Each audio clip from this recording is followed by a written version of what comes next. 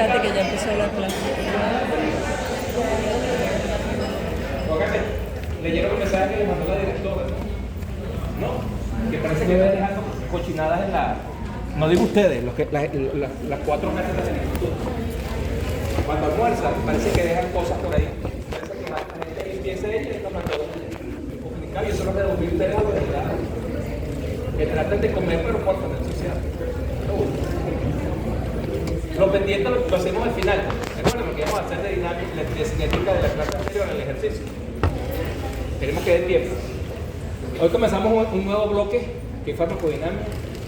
Cuando están agarrando mínimo del anterior, viene los bloques que también tienen sus cosas, ¿no? Pero bueno, así es. No queda otra. Concepto de farmacodinámica, vamos a ver hoy. Mecanismo de acción de los fármacos, blanco farmacológico. Concepto de receptor farmacológico. Evolución en el concepto de receptor. Parámetros relacionados con la respuesta farmacológica.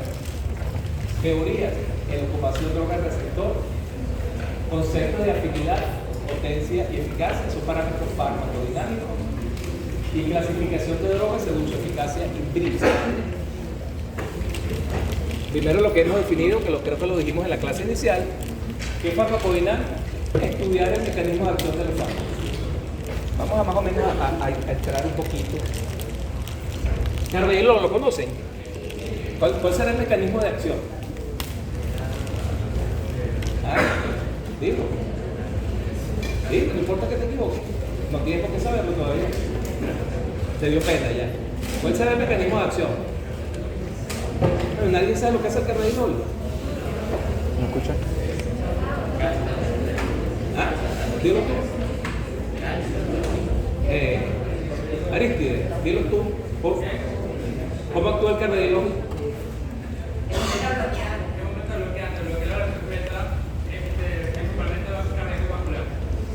Excelente. ¿Qué es el lansoprazol? Un inhibidor. ¿Cuál es el mecanismo de acción del lansoprazol? Inhibe la bomba de protones y eso trae como consecuencia mejorar la secreción ácida. Eso es farmacodinámica. El Malox. Un antiácido. Si es antiácido, ¿qué hace? No bloquea, porque no bloquea nada. Neutraliza la acidez gástrica. Vean ustedes que cada uno es como diferente. Cefalexina es un antibiótico, una cefalosporina. ¿Qué hace? No, primera. ¿Qué hace? Vamos a verlo rápido. Exactamente, con actividad bactericida. Candesartán. Por allá arriba. No. Por ahí cerca, no es. Por aquí dicen inhibidor de la yeca, no, esos son los priles. Lisinopril, ramipril, lenalapril. Inhibidores de los receptores de angiotensina 2. Y el último, el Viagra. ¿Cuál es el mecanismo de acción? Inhibe la fosfodiesterasa 5. ¿Todas estas drogas actúan a nivel de receptores? No, entonces no todos los fármacos actúan a nivel de receptores. Ya lo vamos a ver con detalle. En el bloque pasado dosificábamos el medicamento, en este caso puede ser intramuscular o endovenosa. Una vez que lo administramos, la droga circulaba, se distribuía con una determinada concentración plasmática. Esto es farmacocinética. Luego esta concentración de la droga llega a la célula blanca, donde ella va a ejercer su mecanismo de acción. Aquí comienza entonces la relación farmacocinética y farmacodinámica. Y una vez que llega a ese microambiente necesario para que se hagan los enlaces químicos para que se produzca el mecanismo, se produce entonces la interacción droga-receptor. Cuando la droga actúa con un receptor, hay un cambio conformacional en el mismo y esto activa el mecanismo de transducción de señales. Y eso es farmacodinámica. De ahí hace su mecanismo fisiológico o farmacológico. Esto es un receptor, esta es la membrana lipídica, la capa lipídica, y estos son receptores de membrana. Y esto sería el fármaco. ¿Qué es un receptor farmacológico? Es una proteína o una secuencia aminoácidica específica ubicada en determinadas células En el núcleo de receptores. Sí, receptores nucleares. Las cuales tienen ligandos específicos para que una vez que se activen, produce su mecanismo. Aquí un poquito más grande, vean ustedes, tienen dominios extracelulares, dominios intracelulares. El dominio extracelular es donde tiene entonces el dominio de unión a la sustancia. Se produce entonces el cambio conformacional que activa la cascada de segundo mensajero para producir el efecto. Eso lo vamos a ver con cada fármaco. ¿Por qué se produce entonces esa activación del receptor? Por uniones electrostáticas en la relación droga-receptor. Tenemos unión dipolo-dipolo, recordando bioquímica, uniones hidrofóbicas, puentes de hidrógeno, enlaces de Van der Waals y un dipolo, complejos de transferencia de carga, independientemente de, vean ustedes que tiene que haber interacciones químicas para que se pueda hacer entonces el mecanismo de acción de los fármacos. Aquí tenemos dos drogas, a la izquierda isoproterenol y a la derecha propranolol. ¿Qué será el isoproterenol? Deben haberlo oído en fisiología. ¿Sobre qué receptor actúa? Beta adrenérgico. Y el propranolol, beta adrenérgico. ¿Cuál será la diferencia entre las dos? Que la iso es un agonista y el propranolol es un antagonista. Sin saber nada todavía, ¿qué creen ustedes que es una sustancia agonista? ¿Ah? ¿A favor de qué?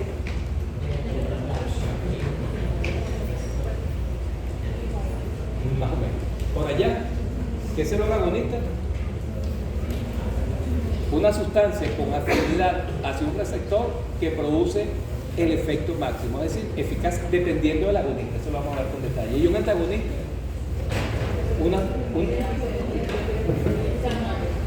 pero ¿por qué hace el efecto contrario? No se tiene afinidad. Cuidado, no tiene más afinidad que el agonista. Vamos a decir bloqueante beta. ¿Qué hace? ¿Qué hace la droga? Es un bloqueante beta. Bloqueante. ¿Qué hace? Bloquea. Es lo que hace es bloquear el receptor e impide que los agonistas circulantes activen dicho receptor. Entonces el agonista activa per se el receptor y el antagonista bloquea e impide que el agonista haga su efecto farmacológico. O sea, los antagonistas no tienen eficacia, solamente tienen bloqueo del receptor y el exceso de urina. Para que una droga sea considerada receptor, tiene que cumplir 7 mecanismos importantes. ¿Cuáles son? Tiene que ser altamente específica para ese receptor, tiene que saturarse, porque los receptores no son infinitos, tienen un número infinito en la membrana. Por supuesto, tiene que haber gran afinidad para que se pueda unir. Tiene que ser una unión reversible, porque si fuera una unión, hay drogas que tienen una unión irreversible, ya vamos a ver cuál es, pero tiene que ser reversible para que si hay efectos adversos sea disociada fácilmente. Tiene que haber una localización diferencial, es decir, que cada órgano y célula debe tener un subtipo de receptor importante que está involucrado en determinada patología. Tiene que tener un perfil farmacológico. ¿Qué significa eso? Que se hacen estudios para saber si esa droga es agonista, es antagonista, si hay subtipos de receptores. Por lo menos los beta tienen 3 subtipos, beta 1, beta 2, beta 3 y toda esa cascada farmacológica. Y tiene que tener una respuesta funcional, que esa droga haga efecto sobre un órgano específico. Si alguno de ellos no se considera, entonces esa droga no es considerada así. Tenemos 4 grupos de receptores farmacológicos, es muy grande, después vamos a ver específico. En la membrana tenemos entonces todas las moléculas que son capaces de bioseñalar, les repito, de activar el mecanismo de transcripción de señales. Tenemos los receptores ionotrópicos, de iones, tipo receptor nicotínico, que cuando se une la acetilcolina se abre el receptor y permite la entrada de sodio para despolarizar la fibra muscular. Entonces, los receptores ionotrópicos permiten el paso de iones. Los receptores metabotrópicos son aquellos receptores acoplados a la proteína G. De las demás que vamos a ver en cardiología, en cardiovascular, el grueso son de este tipo de receptores: alfa, beta, histamina, serotonina, dopamina. Todas esas drogas son receptores metabotrópicos. Tenemos receptores asociados a la tirosina y tenemos receptores nucleares. Ven ustedes que el tiempo de activación del receptor, dependiendo del subtipo, es diferente. Los ionotrópicos en milisegundos, los metabotrópicos minutos, los que activan la tirosinasa horas y los receptores nucleares horas también. Su mecanismo es un poquito más largo. Pues tiene que llegar a la membrana, transportarse al núcleo, activarse en el núcleo, entrar, todo eso implica un poquito más de tiempo. Aquí sin tanto detalle, solamente como cultura general, los 4 grupos de receptores, dónde está localizado, la acción que realizan y ejemplo de fármaco, que ahorita ya lo vamos a ver en todo el curso, cada uno de esos grupos particulares. Esto ven ustedes que hace parte del año 92, todavía está vigente. Tenemos señales que producen aumento del AMP cíclico como segundo mensajero. Tenemos señales que una vez que se une el fármaco o el neurotransmisor o el ligando al receptor, aumenta los niveles de GMP cíclico. Tenemos receptores que activan o aumentan los niveles de calcio intracelular. Tenemos los asociados al desiliercerol y trifosfato inositol, y tenemos aquellos receptores que son capaces de activar la tirosinasa. Ejemplo clásico, el señal 1 que aumenta los niveles de AMP cíclico, la adrenalina, que aumenta el IP3 y el diacilglicerol, la noradrenalina, que aumenta el GMP cíclico, el sildenafil, que es el Viagra, entre otros, por ejemplo. El que aumenta el calcio, la digoxina, que es un inotrópico positivo, como droga muy grande. Vamos a verlo un poquito con más de detalle. Ya les dije al comienzo, el receptor nicotínico y acetilcolina. Aquí tienen entonces el receptor. Cuando llega la acetilcolina, se une a uno de los dominios del receptor, permite la apertura del mismo y la entrada masiva de sodio.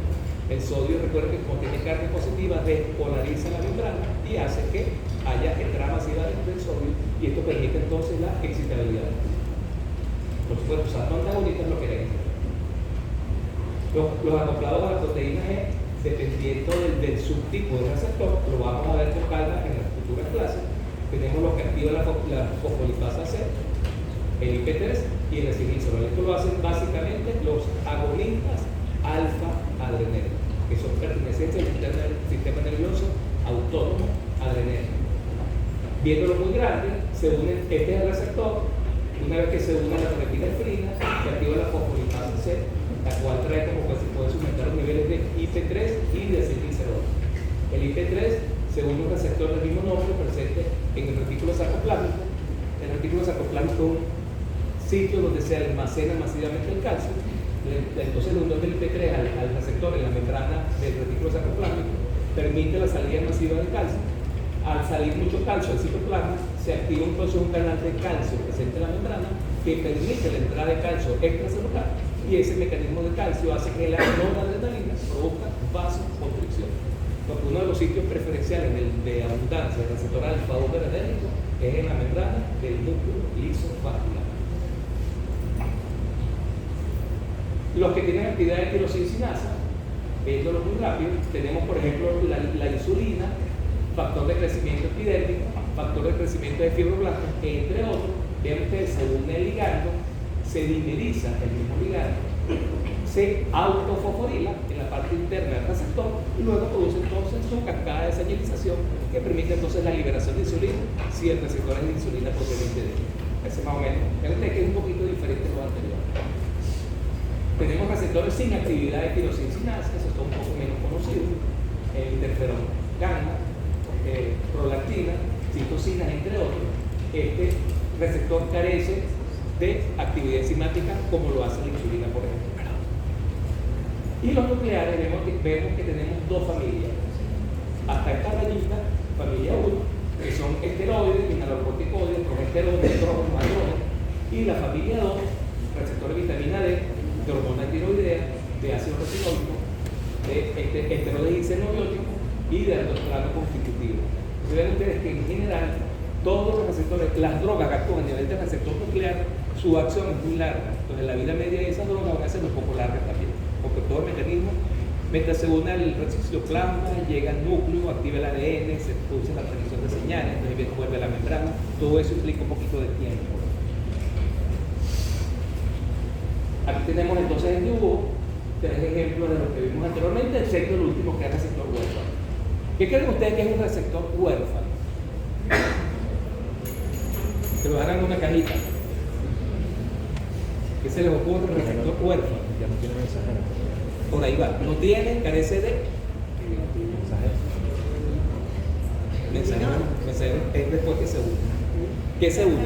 Carece de receptor. No tiene ligando endógeno, como siempre. Por eso son huérfanos.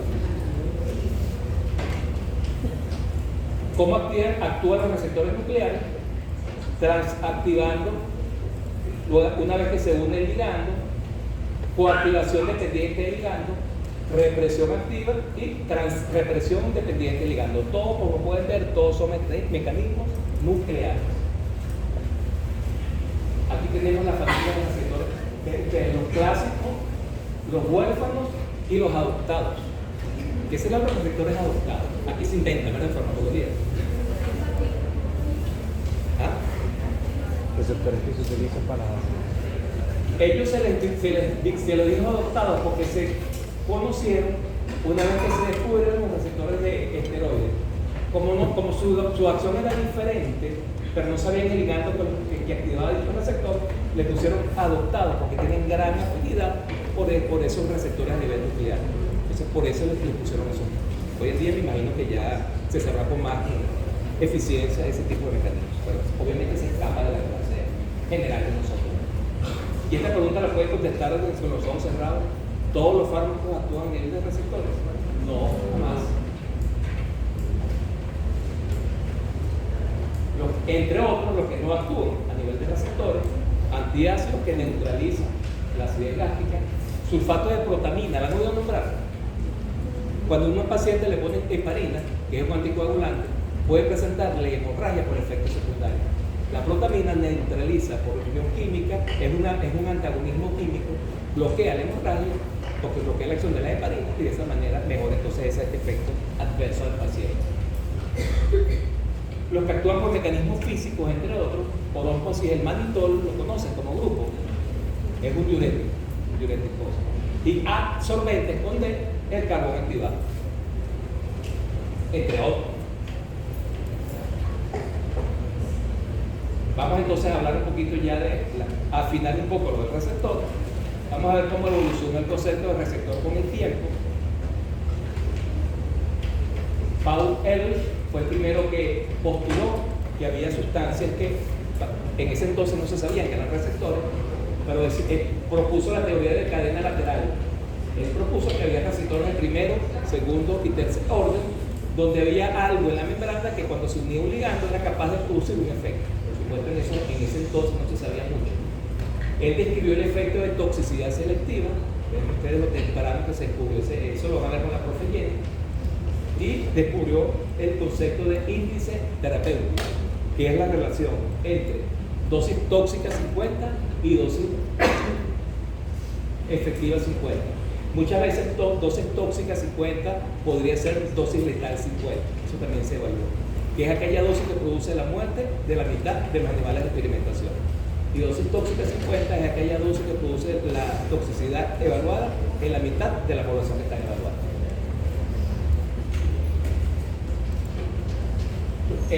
Langley en 1800 y algo, en ese periodo, él habló de sustancias receptivas. Él evaluó la acción de la pilocarpina sobre la glándula submaxilar. Recuerden que la pilocarpina es un agonista muscarínico que produce salivación. Hoy en día se usa mucho. También estudió la inversión del efecto de la simpatina. La simpatina hoy es la adrenalina o epinefrina. Le dijeron simpatina por el efecto, por el sistema nervioso simpático. Y cómo se bloqueaba o se invertía ese efecto por la acción de los alcaloides del cortisol y centeno. Esas drogas hoy se utilizan para la migraña y son antagonistas del receptor beta-adrenina o alfa-adrenina. Vean ustedes la cantidad de investigadores que cada uno, lo vamos a ver, aportó un concepto importante para la farmacodinamia desde 1920 hasta 1970. Clark, Harris, Stephenson, Clark, Fulton, vamos a estudiar la primera, teoría de ocupación de receptores, un poquito ya casi 100 años, ¿no? 1933. Vean ustedes lo que él postuló. La intensidad del efecto farmacológico es función de los receptores ocupados por el fármaco. Él postulaba que si se producía el 100% del efecto, había unión del 100% del receptor. Si se producía 50% del efecto, era porque se estaba uniendo solamente el 50% del fármaco al receptor. ¿Eso será verdad hoy? ¿Qué creen ustedes? No. ¿Por qué no? No hace falta activar el 100% para que se produzca el efecto máximo. Eso es un concepto que vamos a ver al final de la clase. Y él en ese entonces propuso el concepto de afinidad y especificidad. Eso lo vamos a ir viendo en el recurso. Vean, él hizo dos experimentos importantes. En el superior, porcentaje del efecto de las ordenadas versus dosis crecientes de acetilcolina. En rojo, en corazón de rana, y en azul, en recto abdominal de rana. Si es la acetilcolina el agonista, ¿qué receptor está evaluando el corazón? Eso lo vieron en fisiología, estoy seguro. Acetilcolina, ¿qué receptor está en el corazón? No, parecido. Muscarínico, que son receptores adrenérgicos o colinérgicos. Colinérgicos. Y acetilcolina en recto abdominal de rana. ¿Qué receptor hay en el recto abdominal de rana? Que es un músculo. Ahí sí son receptores nicotínicos, pero todos son receptores colinérgicos. Ven ustedes la respuesta, muy similar desde el punto de vista dependiente, pero la A es diferente a la B. ¿Cuál será más potente? ¿En corazón o en recto abdominal? ¿Por qué corazón? El efecto se ve más. ¿Cuál es cuál? Excelente. Porque si ustedes ven que estas son dosis crecientes, el efecto, siempre medimos el efecto con la dosis efectiva de 50, que es aquella dosis que produce la mitad del efecto máximo. Se ve de cajón de que a menos dosis se produce más efecto el corazón. Entonces es más efectiva la acetilcolina en activar. ¿Cuál es el efecto del corazón de la acetilcolina? ¿Qué haría? Clínicamente hablando, si ustedes yo le inyecto ahorita acetilcolina, ¿qué les pasa en el corazón? Bradicardia. Bradicardia.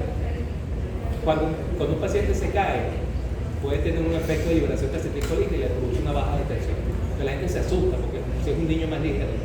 Y no es porque nada, sino que se liberó acetilcolina masivamente y le produce bradicardia y eso se revierte. Más o menos en como 10 veces es más potente, ya lo vamos a ver por qué, que en el transcurso de la clase, el efecto de la acetilcolina en el corazón con respecto al efecto en receptor nicotínico en el músculo, en recto abdominal de rana. Y en la parte de abajo, porcentaje del efecto, para hacerlo más corto, dosis crecientes del agonista, es decir, de acetilcolina, solo en rojo, y en presencia de dosis crecientes de atropina. ¿Qué será la atropina? Si ustedes vean que necesitan más dosis de acetilcolina para producir el mismo efecto farmacológico. ¿Qué será la atropina? También la han oído hablar. Es un antagonista colinérgico, por excelencia. Atropina, antagonista colinérgico. En presencia del antagonista, ven ustedes cómo se desplaza la curva hacia la derecha. ¿Qué implica esto?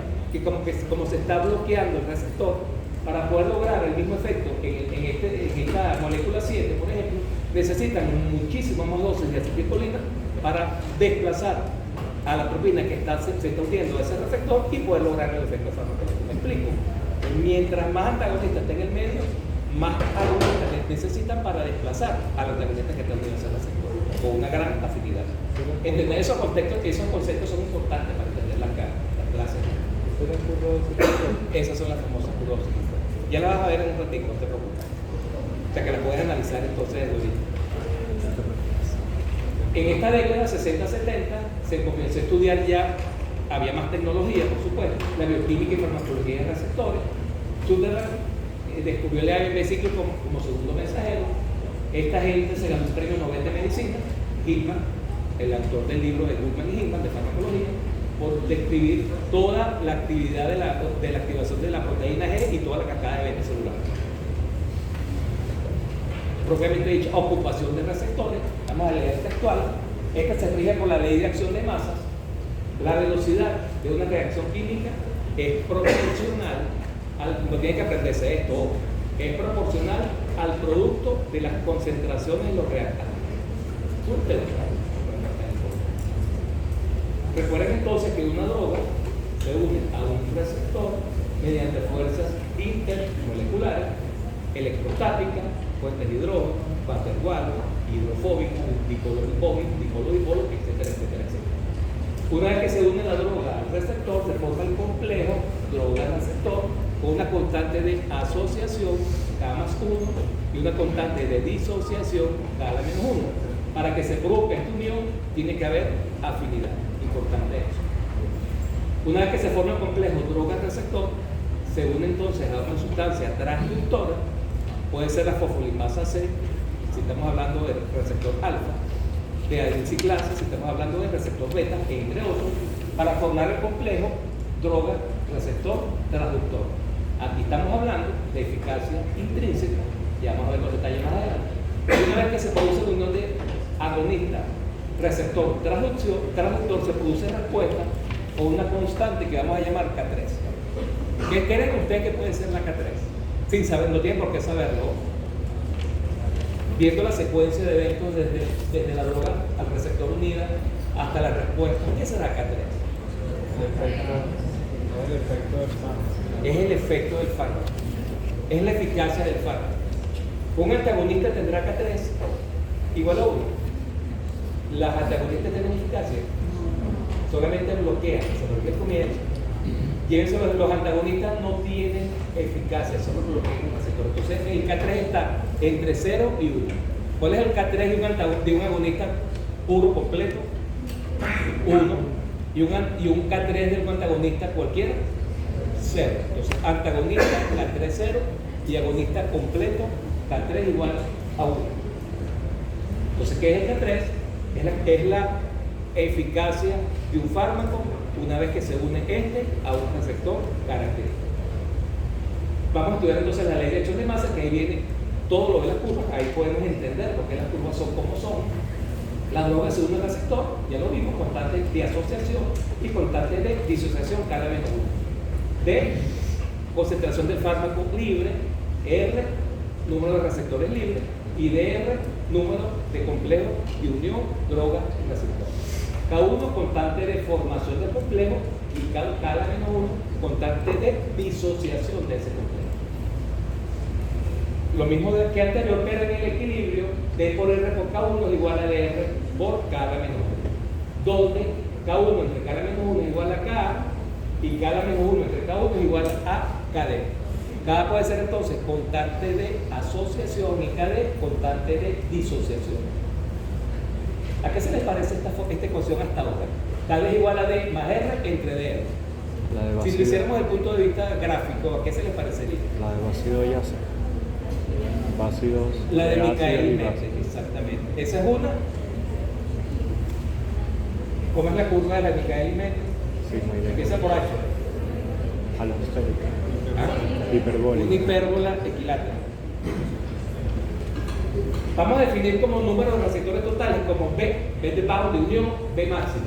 Entonces B máxima sería igual a receptores libres más unión droga-receptor.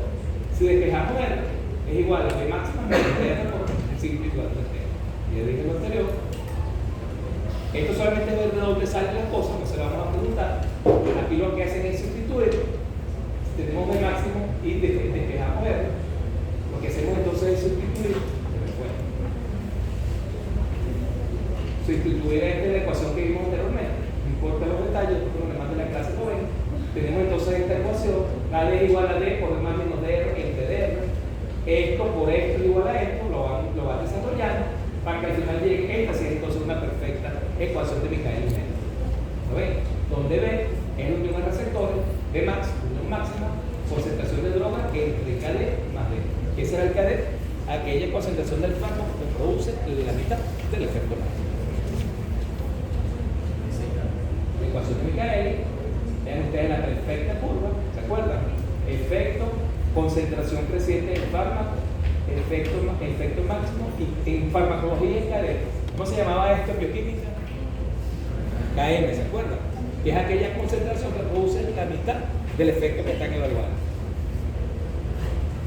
Esta curva es hecha exactamente con los mismos valores de esta.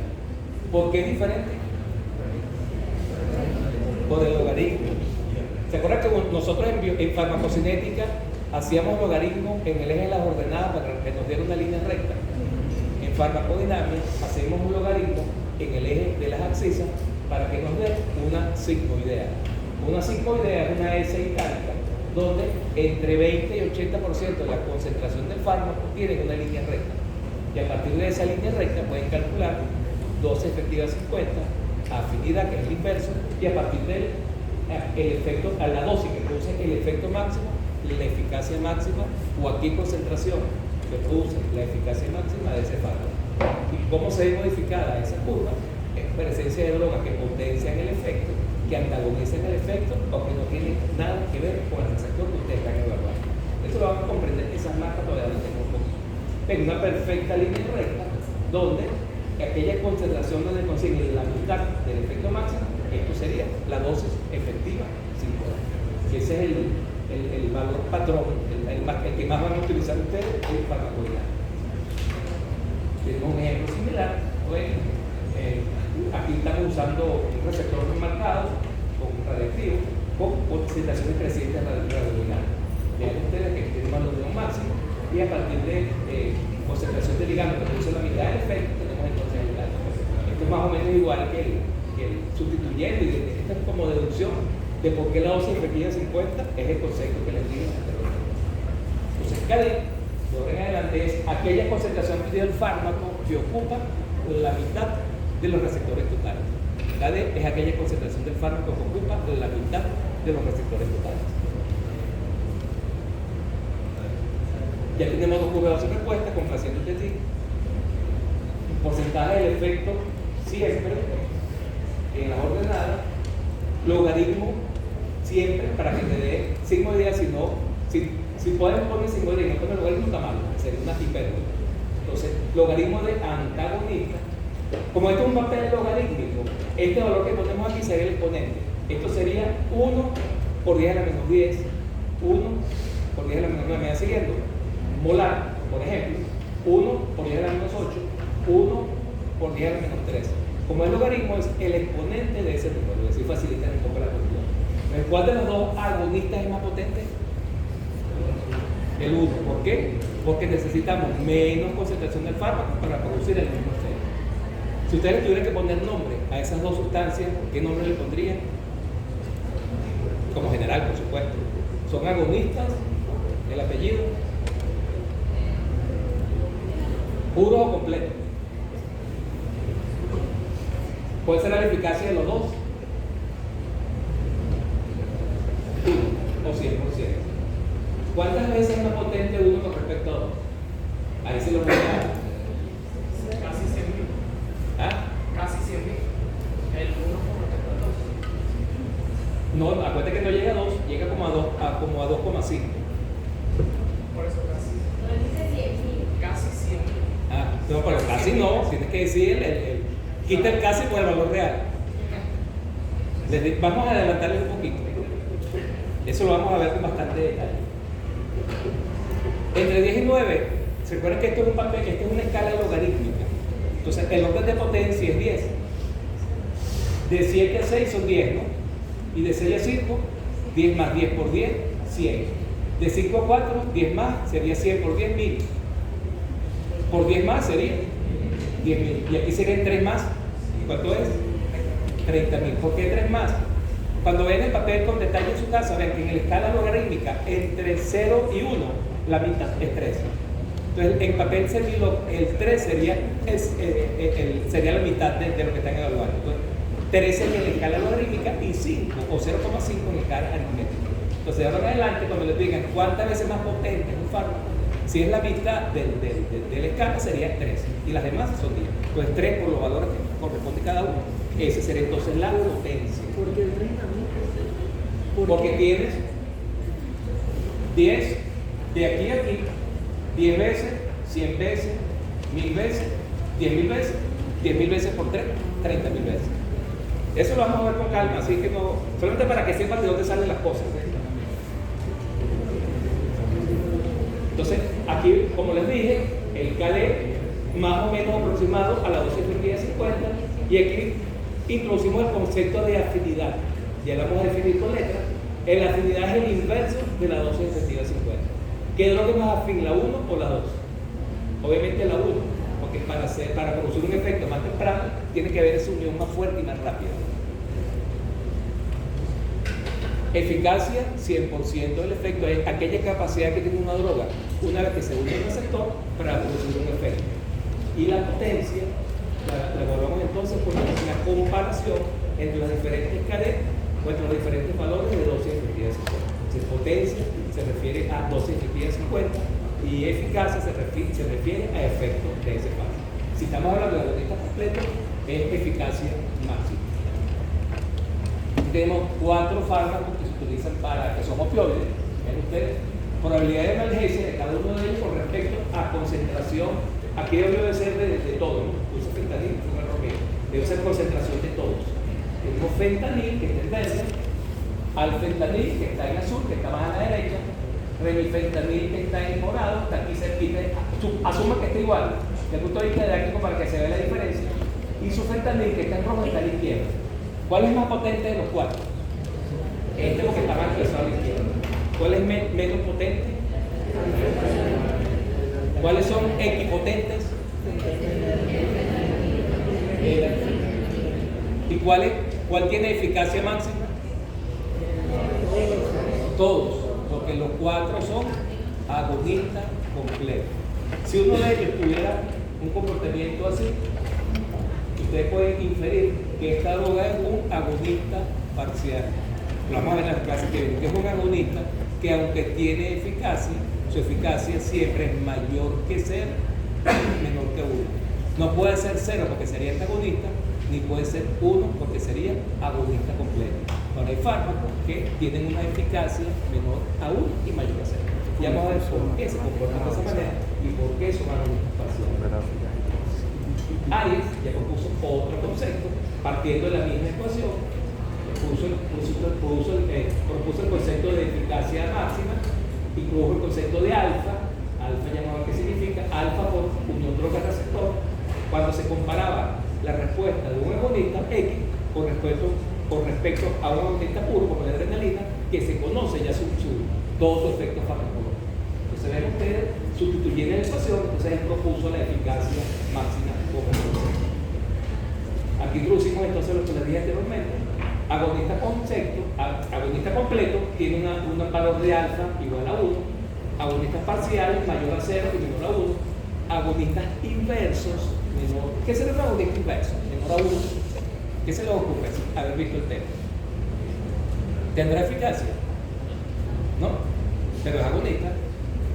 Si es agonista, tiene que tener eficacia.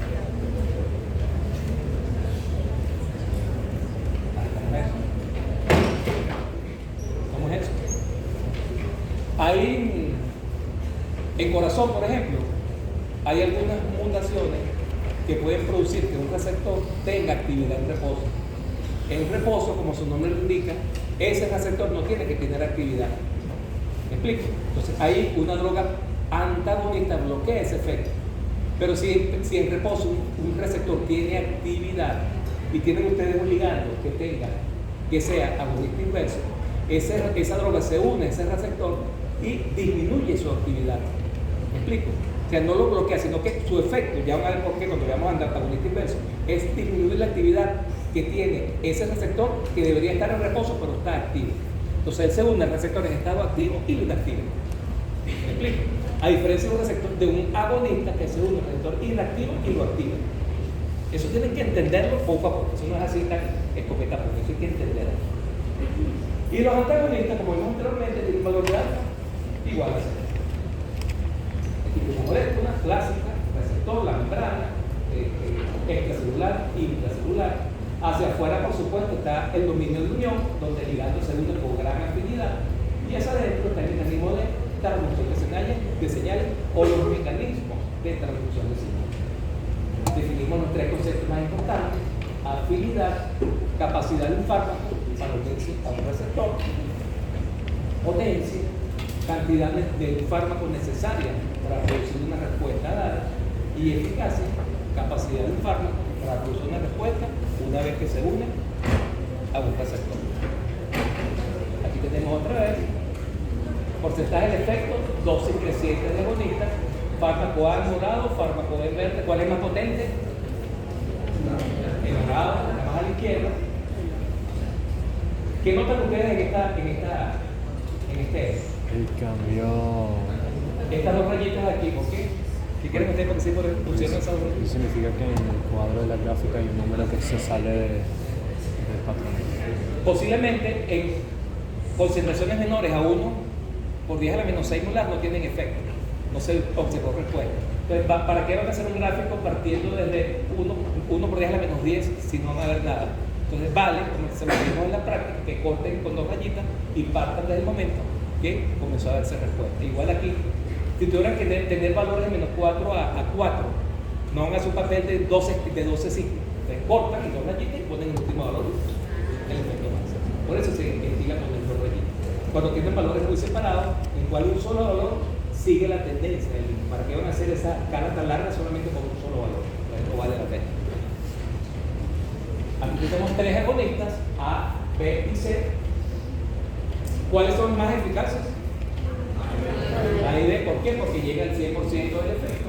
Vean ustedes que ya aquí pueden decir cuál es el valor del anaranjado de 50, 1 por 10 a la menos 8 molar, valores de concentración del verde, aproximadamente, porque está un poquito más a la izquierda, valor de 1 por 10 a la menos 6 molar, y el verde, bueno, el otro tipo de verde, su valor sería 1 por 10 a la menos 8 molar.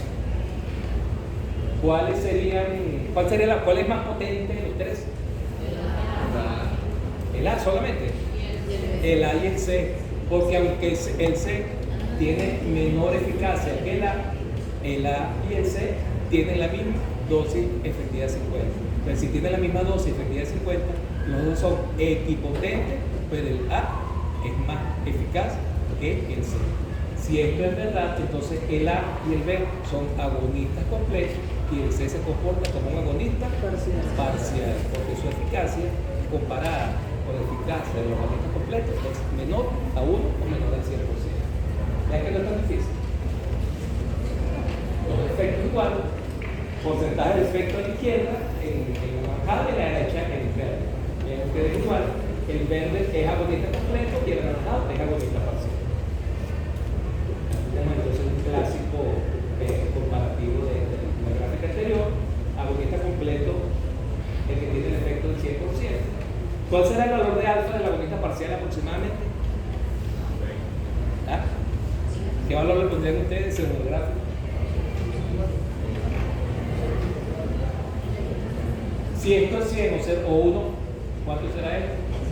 Aproximadamente 0,4 o 40%. Y el antagonista, por supuesto, no va a tener, el alfa es igual a 0. Y el agonista inverso, ¿cómo sería la curva? ¿Qué se les ocurre? Esto será negativo, si esto es menos, llegaría aquí a menos 100 y sería así. Una eficacia igual al 100%. Como falta poco, la voy a cortar en un par de láminas porque ya faltan 10 minutos y quiero hacer el ejercicio pendiente de la clase anterior. Como yo sigo mañana, no hay problema. Stephenson propuso el concepto de que había un estímulo que era capaz de entonces inducir la eficacia de ese receptor para producir entonces el efecto máximo.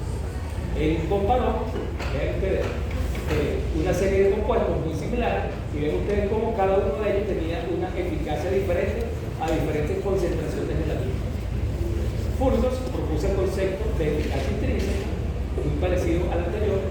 Esto desde el punto de vista farmacognóstico impactó porque ahí comenzabas tú como a evaluar la posibilidad de que existieran subtipos de receptores, que cada subtipo era capaz de producir una respuesta diferente a una concentración diferente. Entonces propuso el concepto de eficacia intrínseca, siendo la eficacia intrínseca la capacidad de un fármaco para iniciar el estímulo de un receptor.